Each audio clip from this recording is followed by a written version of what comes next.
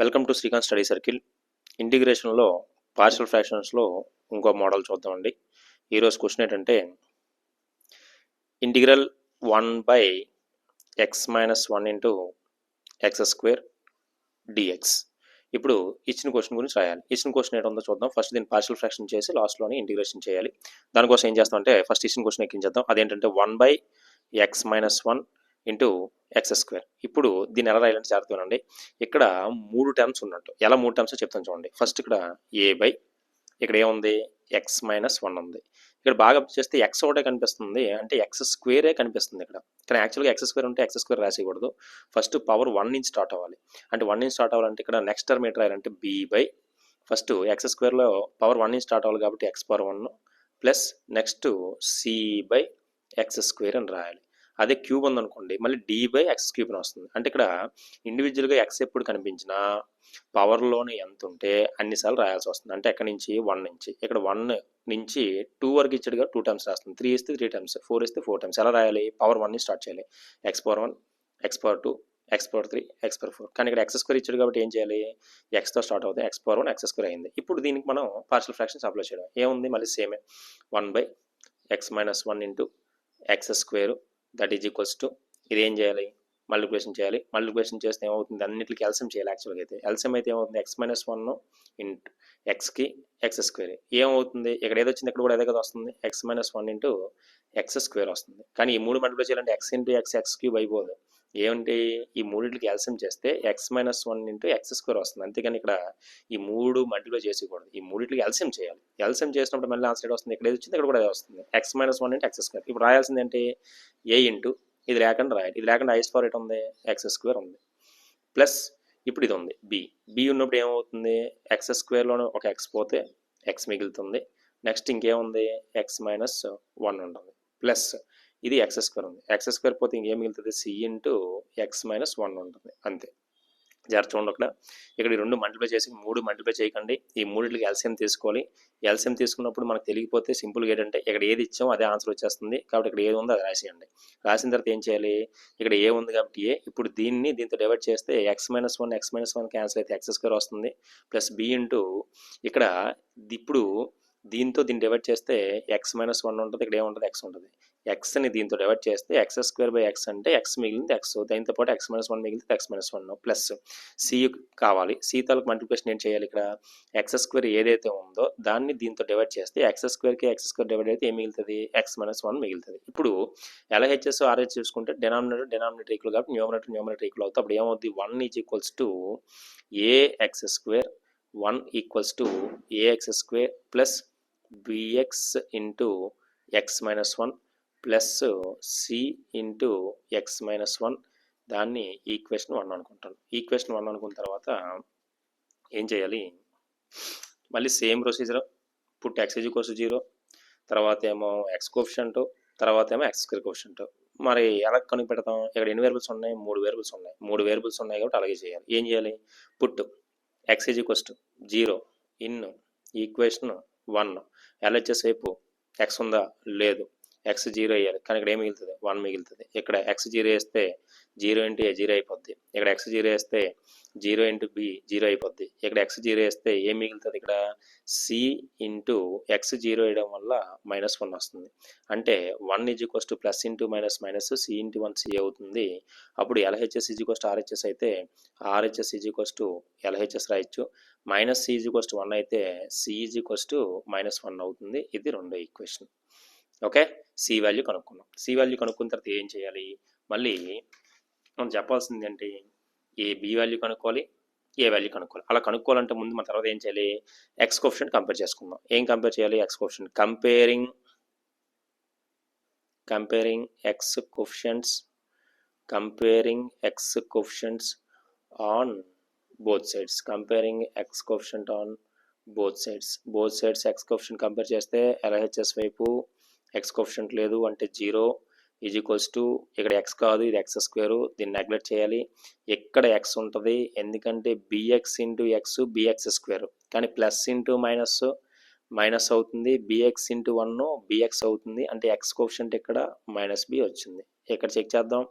ఇక్కడ కూడా వస్తుంది ప్లస్ ఇంటూ ప్లస్ ప్లస్ వస్తుంది, సి ఇంటూ ఎక్స్ సిఎక్స్ అవుతుంది, కానీ ఎక్స్ కోఫిషియంట్ ఇక్కడ సి అవుతుంది. సో ఇప్పుడు మళ్ళీ ఏం చేయాలి, 0 = మైనస్ బి ప్లస్ సి అంటే ఇప్పుడు మైనస్ బిని తీసుకొస్తే ప్లస్ బి అయిపోతే ఇక్కడ ఏం మిగులుతుంది, సి వచ్చింది. ఇది 3వ ఈక్వేషన్. ఇప్పుడు ఆల్రెడీ సి వాల్యూ మనకు తెలుసు కదా, అప్పుడు సి వాల్యూ అనేది సరిపోద్ది కదా, పుట్ సి = -1 ఇన్ 3 అప్పుడు బి ఎంత అయిపోద్ది, సి వాల్యూ ఇక్కడ సబ్స్టిట్యూట్ చేస్తే -1 అంటే బి వాల్యూ మనకి ఎంత వచ్చింది, -1 వచ్చింది. బాగానే ఉంది. సి వాల్యూ చెప్పాం, బి వాల్యూ చెప్పాం, ఇంకా మిగిలింది అంటే ఏ వాల్యూ. దానికోసం ఏం చేయాలి, ఫస్ట్ 0 వేసాం, తర్వాత ఎక్స్ కోఫిషియంట్ చెప్పాం, తర్వాత ఏం చేయాలి, x² కోఫిషియంట్ చెప్పాలి.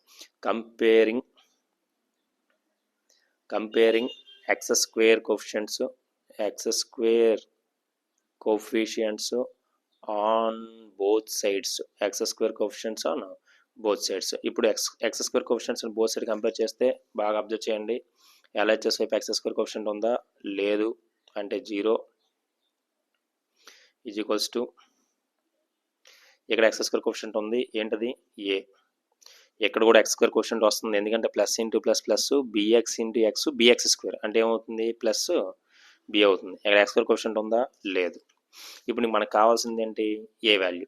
ఏ వాల్యూ కావాలంటే ఏం చేయాలి, బి తెలియాలి. బి ఆల్రెడీ -1 అని తెలుసు. ఇప్పుడు LHS = RHS అయితే RHS = LHS రాసుకోవచ్చు. ఇప్పుడు ఏమైనా రాయొచ్చు, a + b = 0 రాయొచ్చు.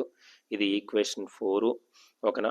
పుట్ b = -1 ఇన్ ఈక్వేషన్ 4లో సబ్స్టిట్యూట్ చేస్తే a + b వాల్యూ ఎంత వచ్చింది, -1 దట్ ఈజ్ ఈక్వల్స్ టు 0. ఎందుకంటే ఏ వేసాను, బి వాల్యూ -1 వేసాను, ఇక్కడ 0 ఉంది, 0 రాసాను. ఇప్పుడు ఏ ప్లస్ ఇంటూ మైనస్ అవుతుంది =0.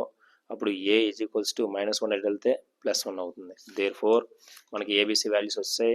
దేర్ఫోర్ ఏ వాల్యూ ఏమో 1, బి వాల్యూ ఏమో -1, సి వాల్యూ కూడా -1.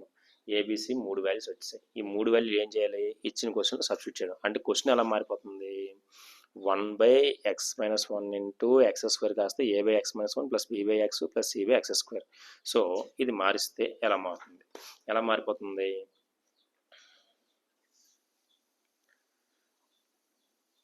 1/x-1 into x² that is equals to a/x-1 + b/x + c/x². దీని బదులు ఇదేగా చేసాం. సో ఇక్కడ దీని బదులు ఇది సబ్స్టిట్యూట్ చేసుకోవచ్చు. ఏ వాల్యూ ఎంత వచ్చింది మనకి, 1 వచ్చింది. అంటే 1/x-1 ప్లస్ బి వాల్యూ ఎంత వచ్చింది, -1 వచ్చింది. అంటే -1/x ప్లస్ సి వాల్యూ కూడా ఎంత వచ్చింది, -1 వచ్చింది. కాబట్టి ఏంటి రాస్తాం, -1/x² వచ్చింది. అంటే క్వశ్చన్ ఎలా మారిపోతుంది, 1/x-1 plus into -1/x plus into -1/x². So అంటే 1/x-1 ఇంటూ x² పోతే ఇదంతా రాసుకోవచ్చు. ఆడు క్వశ్చన్ ఏంటి అడిగాడు, దీనికి ఇంటిగ్రేషన్ కదా అడిగాడు. అంటే దీనికి ఇంటిగ్రేషన్ అంటే దీనికి కదా ఇంటిగ్రేషన్ కట్టాలి. అంటే లెక్క ఎలా మారిపోతుంది, ఇప్పుడు ఇంటిగ్రల్ దీనికి ఇంటిగ్రేషన్ చేసినా దీనికి ఇంటిగ్రేషన్ చేసినా అప్పుడు ఏమవుతుంది, 1/x-1 -1/x 1/x². దీని మొత్తానికి ఇప్పుడు మనం ఇంటిగ్రేషన్ చేయాలి. సేమ్ మళ్ళీ ఇండివిజువల్ టర్మ్స్ కింద విడగొడితే integral 1/x-1 dx minus integral 1/x dx minus integral 1/x² dx. Already తెలిసిపోయింది, అంతే. ఇది ఆల్రెడీ మనకు తెలిసిందే. డినామినేటర్లో ఫంక్షన్ ఉంది, దాని డెరివేటివ్ పైన ఉందో లేదు చూద్దాం. ఉంది. సో ఇప్పుడు తెలిసిందే కదా ఏంటి, ఏటో చూద్దాం. ఇంటిగ్రల్ f'(x/f(x) ఉంది, ఫంక్షన్ ఉంది, దాని డెరివేటివ్ పైన ఉంది. ఏటి రాయాలి, లాగరిథమిక్ రాసి ఆ ఫంక్షన్ రాసేయడమే. రైట్. ఇది అలాగే ఉంది, ఇది అలాగే ఉంది కదా. నెక్స్ట్ ఇప్పుడు ఇక్కడ ఏదైనా ఉందా, ఉంది. ఇదేంటి రాయాలి, 1/x² అంటే 1/x² అంటే ఎక్కడ రాయొచ్చు, x⁻² అని రాసుకోవచ్చు. x⁻² అంటే అర్థం ఏంటి, x⁻n ఇంటిగ్రేషన్. x⁻n ఇంటిగ్రేషన్ ఏంటి, x⁻n+1/-n+1 వస్తుంది. ఓకే. అంటే ఇది ఏమవుతుంది, పైకి వెళ్ళిపోతే -2 అవుతుంది, పైకి వెళ్ళిపోతే -2 అవుతుంది. అంటే -2 చేసి చేయాలి. చేస్తే ఇక్కడ ఏమవుతుంది చూడండి ఒకసారి, ఇంటిగ్రల్ 1/x-1 dx అని దీని ఫంక్షన్, దీనికి డెరివేటివ్ పైన ఉంది. అప్పుడు ఏమవుతుంది, లాగ్ అయిపోతుంది. లాగ్ x-1 అయింది. మైనస్ ఇది 1/x ఇంటిగ్రేషన్ అంటే ఆల్రెడీ తెలుసు, తెలియపోయినా దీని డెరివేటివ్ పైన ఉంది కదా, లాగ్ ఎక్స్ రాసేయాలి. కానీ దీనికి అలా రాయకూడదు, ఎందుకంటే ఇది ఎక్స్ పవర్ -2 ఉంది కదా, సారీ 1/x² ఉంది కదా, ఇది రాయాలంటే ఏం రాయొచ్చు, ఎక్స్ పవర్ -2 dx అని రాస్తాం. ఎక్స్ పవర్ -n ఉంది, ఈ -n అయినా +n ఏదైనా మనకు పర్లేదు. అంటే ఎక్స్ పవర్ ఉంటే మనకి ఏం చేయాలి, +1 చేసి ఆ నెంబర్తో డివైడ్ చేయాలి. అంటే X power integral X power -2 dx ఉందంటే ఎక్స్ పవర్ ఏం రాయాలి, -2 + 1/-2 + 1. అప్పుడు ఏమవుతుంది, ఎక్స్ పవర్ -1/-1 వస్తుంది. అంటే ఇక్కడ ఏమవుతుంది, ఎక్స్ పవర్ -1 ఏంటి రాయొచ్చు, 1/x అని రాయొచ్చు. ఇక్కడ ఏముంది, -1 అంటే ఏమవుతుంది, -1/x వస్తుంది. అంటే 1/x² dx తాలూకు integration -1/x log x - 1 log x, ఇక్కడ మైనస్, ఇది సాల్వ్ చేస్తే ఏముంది, ఎక్స్ పవర్ మనం చేసాం కదా ఆల్రెడీ, ఇక్కడ ఏం రాయొచ్చు, -1/x రాయొచ్చు ప్లస్ సి. ఇప్పుడు log x - 1 log x -× plus 1/x plus C.